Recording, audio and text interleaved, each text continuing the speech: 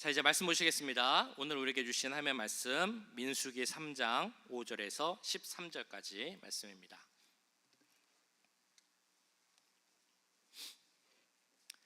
구약 성경 196페이지에 있습니다.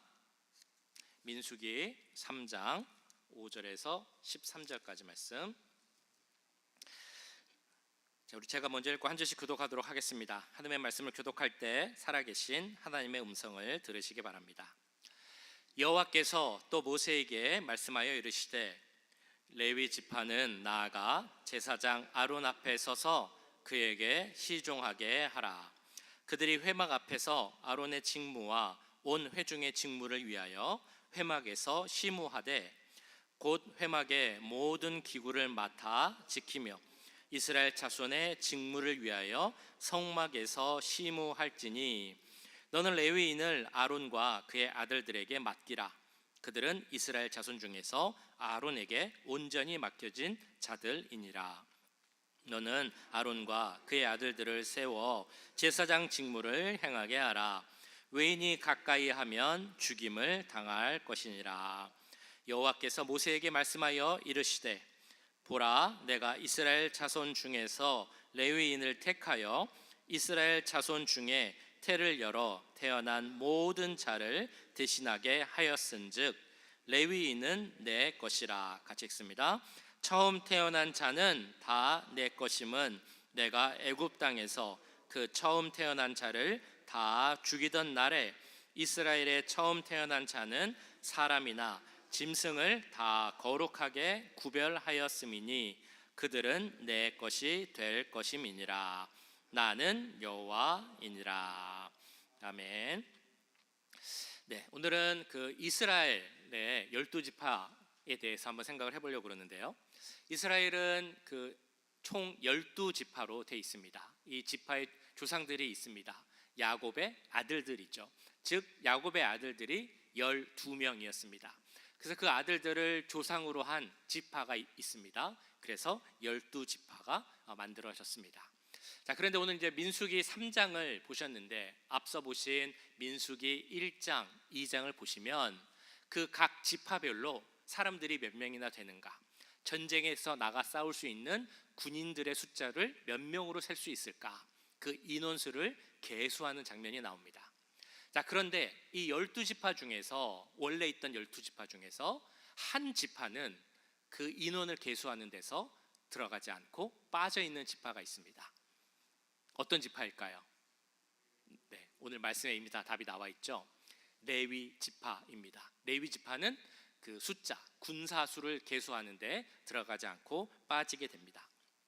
자, 그런데도 이 이스라엘이 어떻게 행진할 것인가, 그 진을 배치하는데 그 진을 배치하는 것을 보면 12지파가 있는 것을 보게 됩니다. 레위 지파가 빠졌는데도 어떻게 12지파가 되었을까요? 네, 이상하죠? 레위 지파가 빠졌으면 11지파잖아요. 그런데 어떻게 12지파를 만들어서 세 지파씩 해서 동서남북 12지파가 그 진을 이렇게 둘러싸게 했을까요? 우리 그림을 잠깐 보여주시면 여기 나와 있습니다. 동쪽에 세 지파, 서쪽, 남쪽, 북쪽 다 세 지파씩 있습니다. 그 이유는 우리 서쪽에 있는 에브라임, 므낫세, 이들은 요셉의 두 아들입니다. 레위 지파가 빠진 대신에 요셉의 두 아들인 에브라임과 므낫세가 레위와 요셉의 자리를 대신하여서 그래서 그 자리를 맡아서 12지파가 되었습니다. 그리고 레위 지파에게는 다른 역할, 임무를 맡겼죠. 어떤 임무냐면 성막을 지켜라, 성막 기구를 지켜라, 그리고 제사를 드릴 수 있는 제사장들을 도와라. 이것이 바로 레위 지파에게 맡겨진 일이었습니다. 자, 성경 이렇게 보시면서 막 이런저런 생각을 해보시면 좋습니다. 이런 의문, 저런 질문 해보시면 더 많은 것을 알 수 있고 은혜를 경험하게 됩니다. 오늘 말씀을 보시면서 막 저런 질문 생각을 해보면 어떤 질문이 좀 떠오를 수 있겠습니까? 오늘 레위 지파에 대해서 이야기를 하고 있는데 아마 이런 생각을 하실 수 있을 겁니다. 왜 하필 레위 지파가 뽑혔을까? 하나님의 일을 하는 것, 하나님을 섬기는 일을 하게 하는 것, 성막을 지키고 보호하게 하는 일, 다른 지파도 있는데 왜 레위 지파를 시키셨을까? 다르게 할 수도 있잖아요. 뭐 예를 들면 지파마다 거룩한 사람 1,000명씩 뽑아라. 그래서 그 1,000명으로 모아서 그 레위인들이 하는 그 일을 하게 할 수도 있습니다. 아니면 지파마다 돌아가면서 1년에 한 번씩 혹은 분기당 한 번씩 돌아가면서 성막을 지켜라 라고 할 수도 있을 텐데, 왜 하나님은 그런 방법을 택하지 않으시고 레위 지파만 뽑아서 레위 지파가 성막에 관련된 모든 것을 하게 해라, 성막을 둘러싸고 있는 그 자리는 레위 지파만 있을 수 있다라고 말씀을 하셨겠습니까? 생각해 보시겠어요? 왜 그러셨을까? 자, 정답은 아무도 모른다. 하나님만 아신다. 네, 이게 정답이죠. 사실 우리는 모릅니다. 하나님께서 왜 레위 지파만 뽑으셨을까? 다만 우리가 성경에 쭉 나오는 흐름 혹은 문맥을 생각해 보면 하나님께서 왜 레위를 선택하셨을까라는 것을 이렇게 생각해 보고 짐작해 볼 수 있습니다. 한마디로 하면 하나님께서 레위를 선택하신 이유, 한마디로 무엇이라고 표현할 수 있을까요? 한 단어. 자, 한번 해보세요. 레위 지파를 왜 선택하셨을까? 레위 지파가 어떻게 했길래 그들을 선택하셨을까? 한마디로 한 단어로 하면 바로 헌신이라는 단어입니다. 그들이 하나님께 헌신하였기 때문에 하나님은 레위 지파를 하나님을 섬기는 그 일, 그 귀한 역할을 맡기신 것입니다. 자, 그런데 이 역사, 성경을 쭉 올라가다 보면 사실 놀라운 사실이 하나 있습니다. 알고 봤더니 레위 지파가 처음부터 이렇게 귀하게 여김을 받은 지파가 아니었다라는 것입니다. 사실 레위는 올라가 보면 저주를 받은 사람이 바로 레위입니다. 그 저주 받은 일이 어디서 나오냐? 창세기 34장에 그 야곱의 딸이었던 디나가 강간을 당하는 일에서 나오게 됩니다. 이 야곱과 아들들 그리고 이제 디나가 세겜이라는 땅에 간 일이 있습니다. 그래서 디나가 그 세겜이라는 땅을 구경하기 위해서 나갔는데 그 세겜 땅 추장 아들에게 강간을 당하는 그런 끔찍한 일이 생깁니다. 근데 이 추장 아들이 디나를 보고 좀 더 반했는지 결혼을 하겠다라고 야곱을 찾아옵니다. 야곱이 얼마나 화가 났겠습니까? 아버지로서 딸이 그 안 좋은 일을 당했는데, 근데 이 사람이 찾아와서 결혼을 하겠다고 하니 더군다나 이방인인데 야곱이 참 화가 났지만 그때는 아들들이 같이 없었기 때문에 잠깐 기다리고 있었습니다. 아들이 돌아와서 얘기를 합니다. 그 오빠들도 역시 화를 많이 내죠. 특별히 이 디나의 친오빠였던 시므온과 레이는 정말 분노가 크게 달합니다. 그래서 그들이 생각한 방법이 있었습니다. 그냥 나가서 싸우면 당하기가 쉽지 않으니까 이렇게 가서 이야기를 한 것이죠. 우리 이스라엘 백성들은 아무하고나 결혼할 수 없습니다. 할례를 받은 사람들하고만 서로 관계를 맺을 수가 있으니까 당신이 디나하고 결혼하고 싶으면 온 세겜 족속이 다 할례를 받으십시오. 그러면 우리가 생각해 보겠습니다 라고 이야기를 했습니다. 그 추장 아들이 어떻게 받아들였을까요? 그것을 좋게 받아들입니다. 그러면 나뿐만 아니라 우리 모든 세겜 족속이 다 할례를 받자라고 해서 남자들이 다 할례를 받습니다.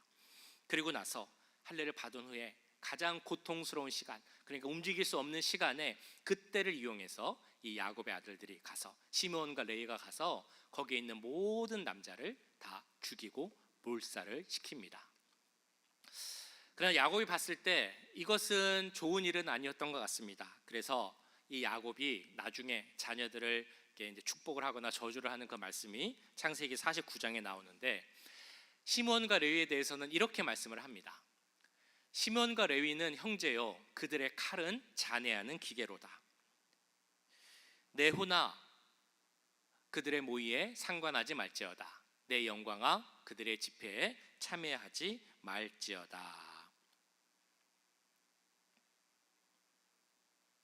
네, 이렇게 혹독한 저주를 받은 것이 바로 레위의 모습이었습니다.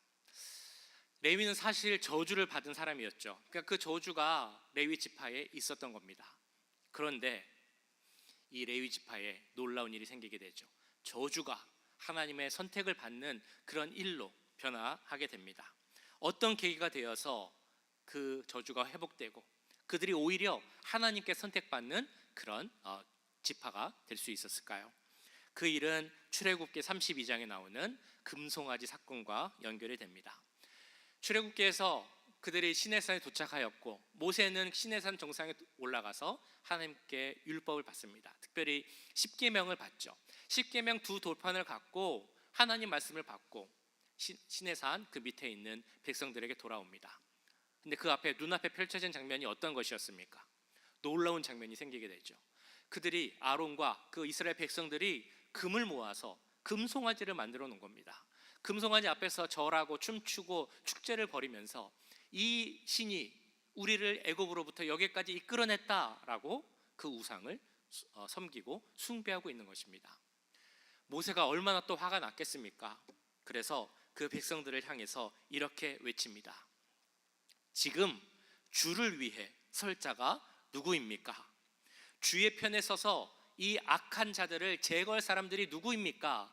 라고 하면서 그들에게 하나님 편에 서서 하나님의 일을 할 사람을 찾습니다. 그때 나왔던 사람이 바로 레위 지파였습니다. 출애굽기 32장 26절을 보면 이렇게 나와 있습니다. 이에 모세가 진문에 서서 가로되 누구든지 여호와의 편에 있는 자는 내게로 나오라 하매 레위 자손이 다 모여 그에게로 가는지라. 그러니까 레위 지파가 그때 아주 중요한 결정을 한 것입니다. 모든 사람들이 금송아지 우상을 숭배할 때, 그 분위기가 악으로 물들어갈 때 거기에 물들지 않겠습니다. 이 풍조에 휩쓸리지 않겠습니다. 우리는 지금 하나님 편에 서겠습니다 라고 이렇게 하나님 편에 서겠다라고 결단하며 나왔던 것입니다. 하나님을 위해 헌신하는 자로, 하나님을 위해 싸우는 자로 이렇게 레위 지파가 나왔습니다. 바로 그때 그를 통하여서 하나님은 이 레위 지파에 있는 저주를 복으로 바꾸시고 레위 지파를 들어서 내 일을 하는 하나님의 성막을 지키는 그 일꾼으로 쓰겠다라고 하셨던 것입니다. 이런 레위 지파가 선택된 모습을 보면서 우리는 분명 깨달아야 하는 것이 있습니다. 우리가 잘 알고 있는 내용이기도 하죠. 이 세상을 살아갈 때 하나님 편에 서서 살아간다는 것, 하나님을 중심으로 모시고 하나님 뜻에 따라서 말씀에 순종하며 산다는 것, 우리가 잘 알고 있지만 동시에 그렇게 하는 것이 참 쉽지 않다라는 것도 잘 알고 있습니다. 힘든 일이죠. 그런데 분명한 것은 오늘 레위 지파를 통해 우리가 다시 한번 깨달아야 하는 것이 있습니다. 그것이 힘들지만 우리가 그래도 하나님 편에 서서 이 세상에 휩쓸리지 않고 살겠습니다 라고 하면 하나님께서 분명히 그들과 함께 하시고 그들의 편이 되어 주시고 그들에게 힘을 주시고 또한 축복을 주신다라는 그 사실입니다. 우리에게도 같은 약속의 말씀이 있습니다. 하나님 말씀대로 믿음대로 이 세상 가운데 굳게 서서 사는 것 때로는 쉽지 않을 수 있습니다. 세상에 풍조가 밀려오고 바람이 밀려오면 흔들릴 때도 있고 넘어질 때도 있습니다. 그럼에도 내가 하나님 편에 서겠다라고 굳건히 다짐하고 주 앞에 서면 주님께서 우리를 또한 지키실 줄 믿습니다. 그래서 하나님께서는 이 레위 지파를 들어서 사용하시는데 그때 주신 말씀이 바로 12절에 주시는 말씀, 축복의 말씀입니다. 같이 한번 읽어보실까요? 12절 시작. 보라, 내가 이스라엘 자손 중에서 레위인을 택하여 이스라엘 자손 중에 태를 열어 태어난 모든 자를 대신하게 하였은즉 레위인은 내 것이라. 뭐라고 말씀하셨습니까? 이 모든 레위인들은 내 것이다, 내가 소유자다 라고 선포하시는 겁니다. 이보다 더 큰 축복이 어디 있겠습니까? 우리 하나님께서 이 자들은 다 내 것이야 라고 말씀하셨으니 정말 가장 큰 축복이라는 것입니다. 그리고 이들을 내 것이다 라고 말씀하신 이유, 그리고 이러한 레위인에 대한 선포가 이스라엘 전체에 대한 선포가 되는 이유가 있습니다. 여기도 나오지만 지난주에도 우리가 보셨던 것처럼 이스라엘의 절기 중에 3대 절기 중에 하나인 유월절하고도 또 연결이 됩니다. 유월절이 무엇이었습니까? 하나님께서 이스라엘을 애굽에서 구원해 내실 때 10가지 재앙을 내리시죠. 그 중에 마지막 재앙이 그 애굽에 있는 모든 첫째 소산을 그 생명을 가져가시는 거였습니다. 그러나 그 집 앞에 유월절 어린 양의 피가 발라져 있으면 그 집의 첫째 소사는 생명을 가져가지 않으시고 그냥 그대로 놔두셨습니다. 구원하셨습니다. 그것이 바로 유월절이라는 그 절기의 의미인데요. 이 유월절을 통해서 그래서 사실 그때 내가 모든 첫째 소산의 생명을 가져가야 됐지만 그래서 가져가지 않은 그것까지도 다 내 것이다, 나의 소유다 라고 말씀을 하고 계신 것입니다. 그것이 13절 말씀에 이렇게 나옵니다. 처음 태어난 자는 다 내 것임은 내가 애굽 땅에서 그 처음 태어난 자를 다 죽이던 날에 이스라엘의 처음 태어난 자는 사람이나 짐승을 다 거룩하게 구별하였음이니 그들은 내 것이 될 것임이니라. 나는 여호와이니라. 그러니까 이 13절을 통해서 이렇게 선포를 하시는 겁니다. 먼저 이 레위인이 내 것이고 이 레위인을 장자로 삼아서 내 것으로 삼았으니 레위인뿐만이 아니라 이스라엘 너희들도 다 내 백성이고 내 소유된 자들이다 라고 선포를 하시는 겁니다.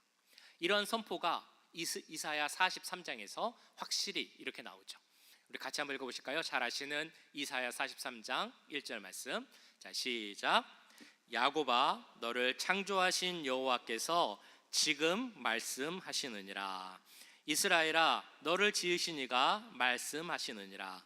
너는 두려워하지 말라. 내가 너를 구속하였고 내가 너를 지명하여 불렀나니 너는 내 것이라. 야곱아, 이스라엘아, 너는 내 것이다 라고 하나님께서 한 번 더 선포하시는 겁니다. 그리고 그 하나님께서 우리에게 예수님을 보내주신 후에 그 예수님을 믿는 우리들에게도 이 말씀을 통해 이렇게 선포하고 계십니다. 베드로전서 2장 9절. 같이 읽을까요? 시작. 그러나 너희는 택하신 족속이요 왕같은 제사장들이요 거룩한 나라요 그의 소유가 된 백성이니. 뭐라고 선포하시는 겁니까? 우리들도 다 하나님의 소유가 된 백성이다. 그러니까 하나님께서 지금도 너희들은 다 내 것이야 라고 말씀하고 계시다는 것입니다. 이 말씀의 표현처럼 우리는 택하신 족속이 되었고 왕같은 제사장이 되었고 거룩한 나라가 되었습니다. 동시에 우리들은 모두가 하나님의 소유가 되었다라는 것입니다. 우리가 하나님의 소유가 되고 왕같은 제사장이 되었다라는 것은 어떤 의미겠습니까? 너무 잘 아시는 말씀이고 아마 외우시는 분들도 많이 계실 겁니다. 나는 왕같은 제사장이야, 나는 택하신 족속이야, 나는 거룩한 나라의 백성이야 라는 말씀을 생각하시면서 어떤 모습으로 살아야 그런 자격이 있을까라는 생각을 해보셨습니까? 우리가 제사장 그러면 모두가 하나님 말씀을 잘 듣고 순종할 것처럼 생각을 합니다. 그러나 성경을 보면 그러지 않았다는 것을 우리는 잘 알게 됩니다. 대표적으로 우리가 지난번에도 보았던 나답과 아비후라는 그 제사장들도 있었죠. 아론의 아들들인데 그들이 어떻게 되었는지 오늘 말씀 그 읽으신 본문 앞에 나온 4절에 보시면 이렇게 나와 있습니다. 나답과 아비후는 신의 광야에서 여호와 앞에 다른 불을 들이다가 여호와 앞에서 죽어 자식이 없었으며 엘르아살과 이다말이 그의 아버지 앞에서 제사장의 직분을 행하였더라. 나답과 아비후가 왜 자녀도 갖지 못하고 죽었는지 그 말씀이 기억나십니까? 제사에 대해서 설명을 드릴 때 성막을 세우고 제사에 대해서 배우고 처음으로 하나님께 제사를 드렸습니다. 하나님께서 그 제사를 기쁘게 받으셨죠. 그래서 그 증거로 하늘에서 불을 확 내려서 거기 있는 모든 재물을 태우시고 그 향을 흠양하셨다라고 우리가 보았습니다. 자, 그래서 그 다음에 무슨 말씀을 주셨냐면 앞으로는 지금 내가 내린 이 불로만 제사를 드려야 한다라고 말씀을 하셨습니다. 그런데 나답과 아비후가 어떻게 했냐면 그 불이 아닌 다른 불로 제사를 드렸다라는 것입니다. 아마도 마음속에 이렇게 생각을 했겠죠. 아유, 불이 뭐가 중요해. 그냥 태우기만 하면 되는 거 아니야. 이 사람들이 갖고 온 그 재물들 그냥 아무 불이나 가져가서 잘 태워서 드리면 되지 라고 아마도 생각을 했을 겁니다. 그러나 하나님은 그것을 그렇게 생각하지 않으셨습니다. 말씀드렸던 것처럼 하나님은요 어떤 분이시냐면 정확하신 분, 한치의 오차도 없으신 분입니다. 내가 내린 이 불로 제사를 드려라 라고 했으면 그 불로 제사를 드려야만 제사를 받으시는 분이라는 겁니다. 그런데 나답과 아비후는 그렇게 하지 못했고 다른 불로 자기 생각대로 제사를 드렸기 때문에 자녀를 갖지 못한, 그러니까 바로 죽을 수밖에 없는 그 심판을 받게 된 것입니다. 하나님은 지금도 우리에게 말씀하십니다. 너희는 내 것이야, 내 소유된 백성이야, 왕같은 제사장이야. 그러면서 그 확실하시고 정확하신 하나님께서 우리에게 주시는 말씀이 있습니다. 어떤 말씀일까요? 아까 보신 베드로전서 2장 9절 말씀 보시면 그 앞에 너무나 유명한 말씀, 잘 아시는 말씀인데 사실은 그 뒤에까지 우리가 같이 보는 것이 중요합니다. 베드로전서 2장 9절에서 12절까지 천천히 우리 같이 한번 다시 읽어보도록 하겠습니다. 9절부터 12절 시작. 그러나 너희는 택하신 족속이요 왕같은 제사장들이요 거룩한 나라요 그의 소유가 된 백성이니 이는 너희를 어두운 데서 불러내어 그의 기이한 빛에 들어가게 하시니에 아름다운 덕을 선포하게 하려 하심이라. 너희가 전에는 백성이 아니더니 이제는 하나님의 백성이요 전에는 긍휼을 얻지 못하였더니 이제는 긍휼을 얻은 자니라. 사랑하는 자들아, 거류민과 나그네 같은 너희를 권하노니 영혼을 거슬러 싸우는 육체의 정욕을 제어하라. 너희가 이방인 중에서 행실을 선하게 가져 너희를 악행한다고 비방하는 자들로 하여금 너희 선한 일을 보고 오시는 날에 하나님께 영광을 돌리게 하려 함이라. 아멘. 우리를 부르신 이유가 무엇이라고 말씀하십니까? 하나님께서 우리를 향해 너는 내 것이야, 너희는 내 백성이야 라고 그 소유권을 주장하시는데 우리를 하나님의 소유된 백성으로 부르신 이유가 무엇이냐? 바로 우리를 불러서 빛으로 들어가게 하신 그 하나님의 덕을 선포하게 하려 하십니다. 이건 무슨 말이냐면 12절에 이렇게 나오죠. 우리를 보고 비방하는 사람들, 너희가 뭐 제대로 하겠어, 제대로 믿겠어, 비판하고 비방하는 사람들로 하여금 우리를 보고 저들을 보니 하나님이 살아계시는구나, 저들을 통해서 하나님께 영광을 돌려야겠다라는 그 선포가, 그 고백이 나오도록 하는 것이 우리를 하나님의 소유로 부르신 이유다라고 말씀하고 있는 것입니다. 처음에 기독교가 생겼을 때 로마 시대의 기독교를 생각해 보면 사실 처음에는 기독교인들이 로마 사회에 환영을 받지 못했습니다. 왜냐하면 기독교인들의 생활의 모습이 그 당시 문화, 그레코 로만 시대의 문화를 받아들이지도 못했고 또 사람들과의 관계도 좋지 못했고 그랬기 때문에 사실은 좋지 않은 인상을 갖고 있었습니다. 그래서 얼마나 미움을 받았는지 사람들이 기독교인들을 중상모략했습니다. 뭐라고 했냐면 우리 그 공동체 같이 모여서 음식도 같이 먹고 성찬식도 하고 뭐 이런 것들을 하는데 그런 것들을 보면서 이렇게 얘기를 하는 겁니다. 저기 기독교인들은 근친상간을 하는 사람들이고 생고기를 먹는 사람들이고 사람의 고기도 먹고 동물의 피를 먹는 사람들이야. 막 이렇게 거짓 소문을 내면서 기독교인들을 비판했고 그런 소문으로 말미암아 기독교인들이 많이 핍박을 받고 오해, 미움도 받았습니다. 그런데 그런 기독교인들의 인식이 바뀐 상황이 있었습니다.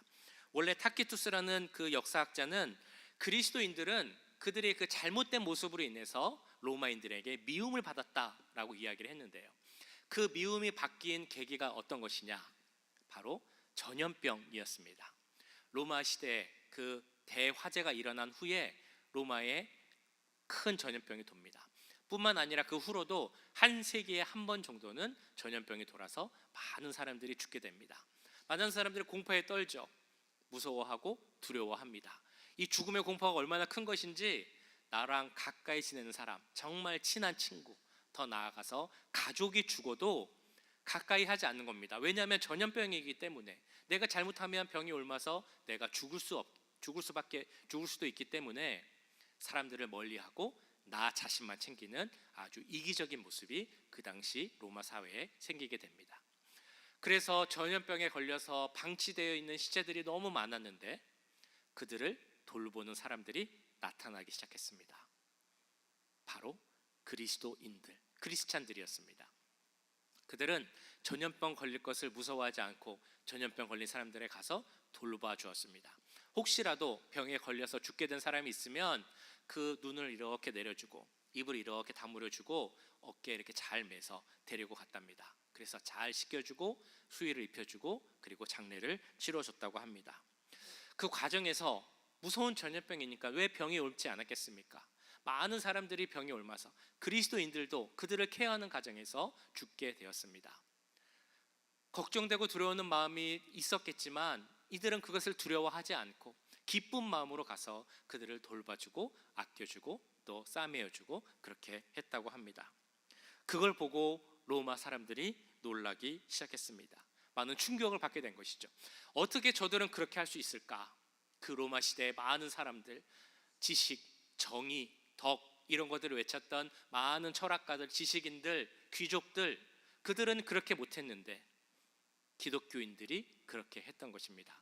그걸 보고 그들이 어떻게 그렇게 할 수 있었을까 놀랐을 뿐만 아니라 그로 말미암아 기독교에 대한 인식이 완전히 달라지게 되었습니다. 그래서 그 이후로 기독교가 많이 전파되었다라고 이야기를 합니다. 유세비우스라는 그 학자에 의하면 기독교인들은 죽음을 각오하고 병에 걸린 사람을 돌보기 위해 나섰다라고 기록하고 있습니다. 그런데 그 사람들이 누구였느냐? 사실은 기독교인들을 핍박하고 못 살게 구는 그런 사람들이었습니다. 나를 박해하던 사람들이었지만 기독교인들은 그럼에도 불구하고 내가 죽을 수도 있는데 그 사람들을 돌봐주었다라는 것입니다. 이처럼 기독교인들은 그 당시 상상할 수 없는 그런 선행으로 말미암아 사람들에게 감동을 주었습니다. 베드로전서에 나오는 그 말씀대로 주님을 믿는 그 사람들의 어떤 삶의 모습, 선행으로 말미암아 다른 사람들, 믿지 않는 사람들, 심지어 기독교인들을 비방하고 비판하던 사람들까지도 하나님께 영광을 돌리게 하는 그 일이 일어났다라는 것입니다. 자, 그런데 로마 시대에 이런 일이 있었다라는 이야기를 들으면 어떤 생각이 드십니까? 저 옛날에 옛날에 있었던 이야기, 나와는 상관없는, 지금 시대와는 맞지 않는 그런 동화 같은 이야기, 그러면 참 좋지 라고 그 정도 반응할 수 있는 그런 이야기로만 생각이 되십니까? 놀라운 사실이 하나 있습니다. 무엇이냐면 지금 제가 말씀드린 그 기독교인들이 뭔가 특별하고 대단한 사람이 아니라는 것입니다. 그냥 평범한 사람들이었습니다. 우리와 같은 기독교인들이었습니다. 하나님을 믿고 말씀을 믿고 예수님을 구주로 고백한 그런 사람들이었다는 것입니다. 그런데 그들은 어떻게 그렇게 할 수 있었겠습니까? 하나님을 만났기에, 하나님의 은혜를 체험했기에, 하나님의 소유된 백성임을 그들은 알았기에, 믿었기 때문에 그 믿는 자로서, 하나님의 소유된 자로서의 삶을 살 수 있었던 것입니다. 하나님은 지금 우리에게도 이렇게 말씀하십니다.